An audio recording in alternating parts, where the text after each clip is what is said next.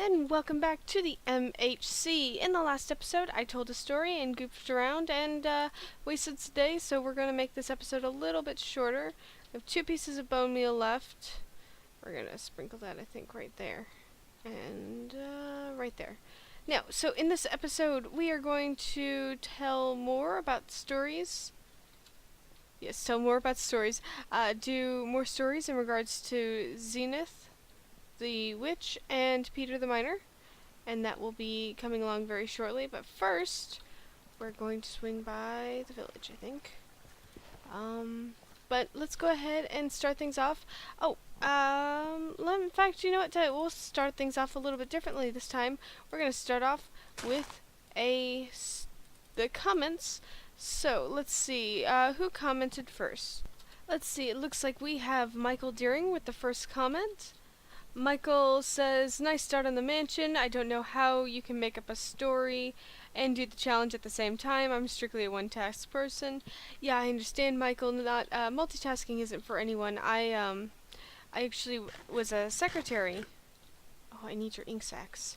I was a secretary for a period of time, and so if you can't multitask, then you simply don't get the job. So I had a bit of a learning curve in regards to learning how to multitask. But I'm very grateful that, you know, I can. I still mess up on my words sometimes when I'm trying to multitask, but at least I can get more than one thing done at a time. But thank you for your compliment, and I hope you're enjoying the stories, Michael. Let's see. Oh, come here. Come back here. Come back here. Ah! Thank you. I don't think I didn't get his ink sacs. Come here, I need your ink sacs. Thank you. Okay, we need to get to the village ASAP. Okay. The next comment is from Skywise Minecraft.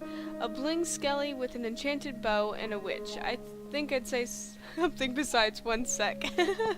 Yeah, I was very much focused on the story, really, and I just wanted to, I guess, more or less keep the storyline going without being too distracted, you know? So that was my reasoning behind it. Yes, and that's the exact effect I wanted. Thank you, farmer. Here you go. Oh, hold on. There you go. You able to pick those up? Good job. Anyway, back to building. There it is. You can barely see it off in the distance. And that looks so cool, that mountain over there. Oh, I wish we could build over there. That'd be cool. But we have a very strict area in which we're building to, which is understandable. Anyway, so, yes, on to the story. That's it for the comments. Oh, Skywise Minecraft also sent me a very lovely message about how he loves story time, and I am very grateful for that message. Thank you so much, Skywise. I was a little bit afraid how derpy it might have turned out, but I'm glad people are enjoying it. That'll be enough sand for now. Can always get more later. So, okay, let's start. Let's see. Chapter 2 of Zenith's story. Zenith had to wait a while for her tree to go, and unfortunately, as patient as Zenith can get, she can't just stand and wait and watch a tree grow. I mean, it takes years for a tree to grow. So she decided to occupy herself with a walk in the woods. She didn't stray too far from the tree, but decided to set up more or less a camp in a nearby grove. So she did. She found some sheep and she asked of them if they could part from their winter wool, in which they were more than willing to give up. It was the middle of summer and they still had their winter coats on, probably some neglect from the farmers, and of course some of the sheep were wild, so I guess it would be understandable why the farmers didn't shear the sheep. It's kind of hard to shear the sheep when they're wild sheep. So she borrowed some of their wool and made a very makeshift sort of tent in which she was happy and content in. But soon grew restless. I mean, you know, she made a tent, but that was it. She soon grew restless and decided to wander out and do some other things. And upon her wandering, she comes across a snake. And not just any snake, a poisonous snake. Now, keeping her distance and showing respect to the animal, she stopped and observed and noticed that its tail had been unfairly caught in a tree. and the snake was just tugging and pulling, and there was a very deep wound. And finally, she reached out to it and said, "Hold on, snake. I can help you. I can free you. Just give me a sec." And so she walked over, and the snake reared up and began hissing and warning her, "Don't come closer. I will bite," he said. I am in this predicament, and I can get out of it myself." In which the Xena politely pulled back her hands and just sat down and watched. And the snake continued to struggle and struggle, and he struggled like that for 3 days. Zenith just kind of quietly watching, waiting for the snake to be done and over, and to ask for help. But the snake did not ask for help, but simply just laid down and prepared, as if it was wanting to die. Zenith, taking pity on the animal, decided, "You don't have to feel this way. You don't have to be alone. I can help you." Oh, and it's raining. Good. Good.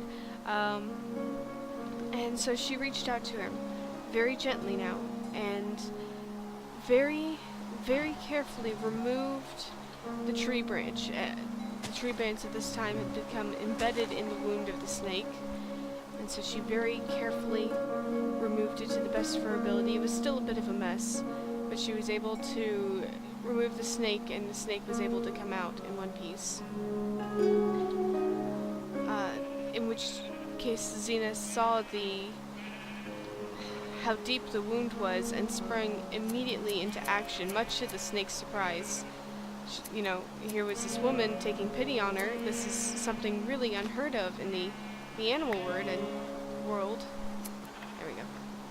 Even among the snakes, even the snakes don't take pity on each other. They would just leave each other be. And so the snake was quiet and simply just watched and waited for her to be finished. The Zenith took a corner of her dress and ripped it off and bound the snake's wounds like a bandage.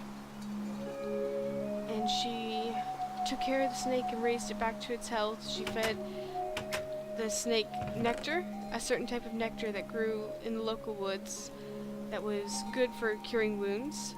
And so she fed that to him every day until he got better.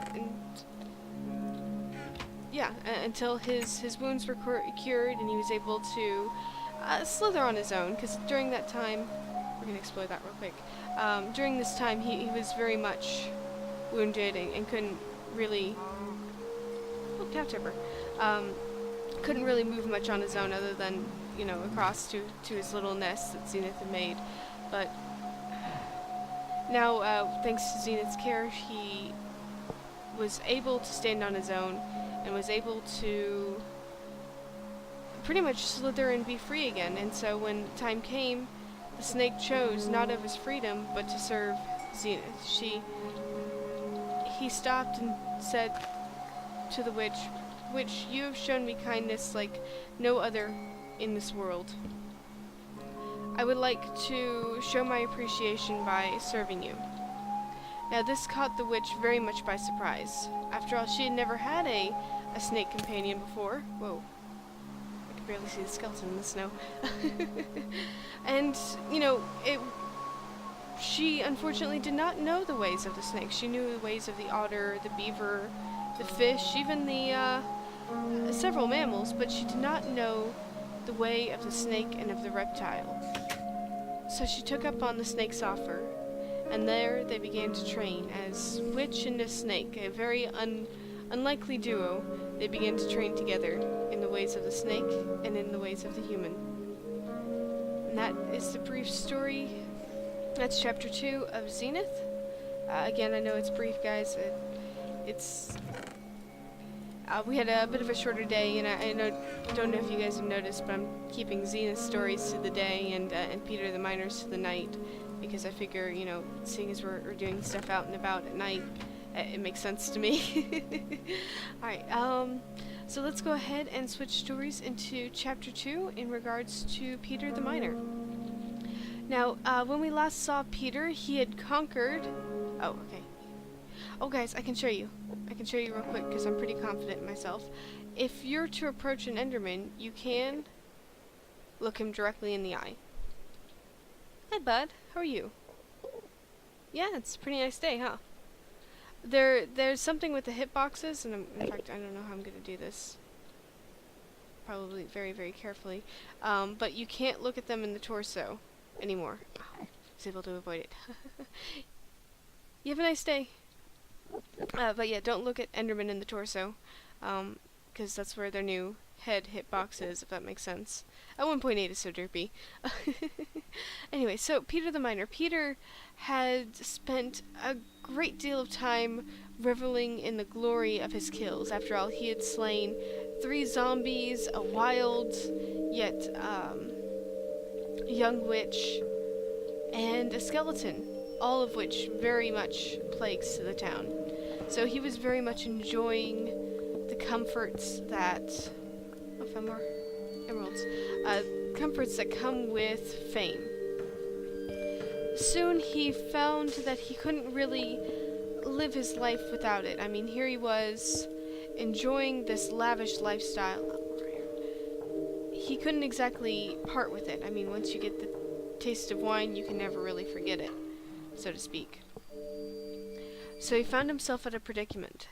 How can he continue to be a great hunter without anything to hunt? So he began to spend his time more and more in the forest, in the wild forest. Unfortunately, not much is known about the wild forest. That's why it's called the wild forest.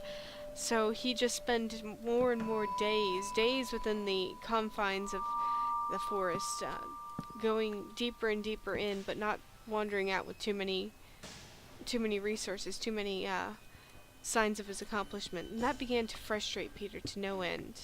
Here he was, a simple miner, living off the success of what he had done, and he wants to do that again. He wants to be more than just a simple miner. He was happy. He was happy that the townsfolk were happy for him.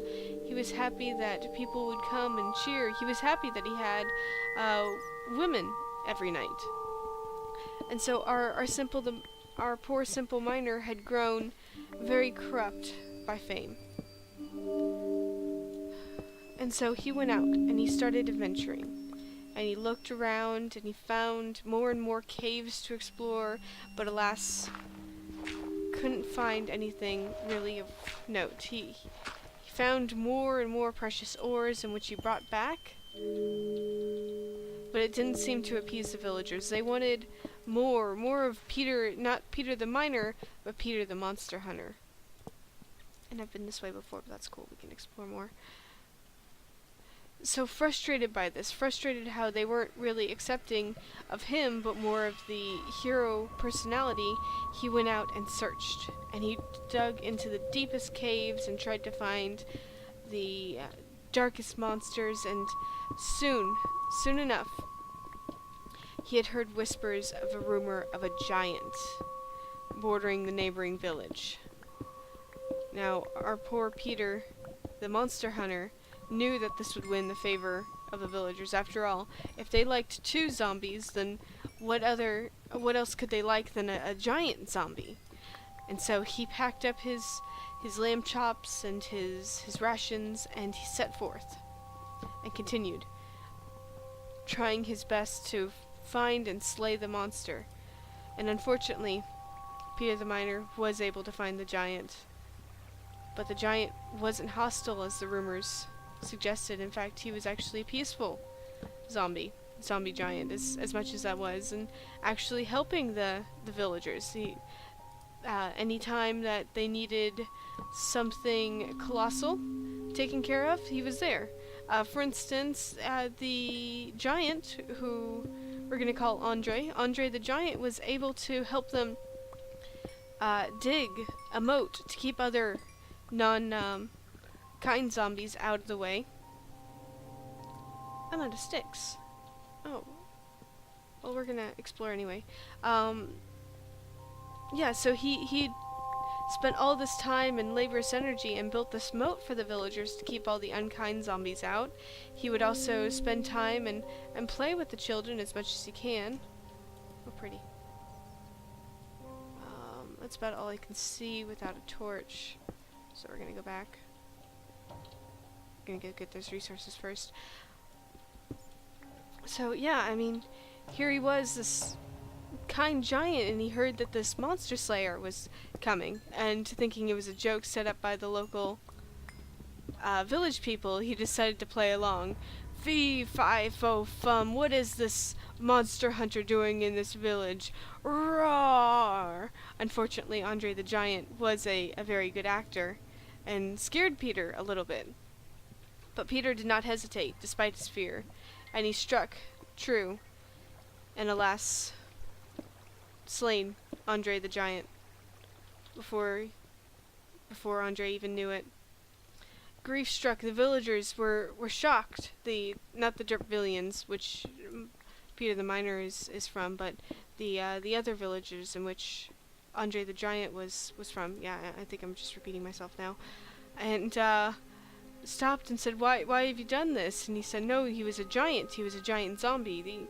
These creatures are bad. I'm sure he was just trying to win your favor so that he could slaughter you. And Peter, being apparently a very sweet talker, was able to convince the villagers that Andre the Giant was, in fact, a bad zombie.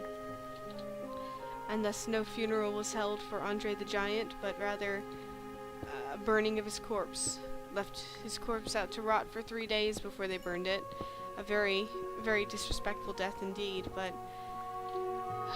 that's what happens when you can convince the public to believe that you're in fact a mass murderer just waiting for the chance to slit your throat.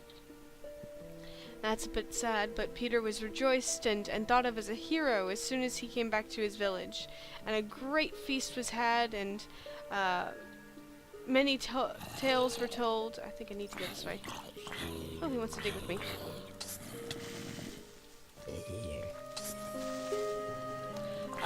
Yeah, and many tales were told of Andre the Giant Slayer, and how he was able to strike the beast in one strong blow, even though that's a little bit of twisting of the tale. We won't tell the villagers. And that's gonna conclude chapter 2. We're gonna head up.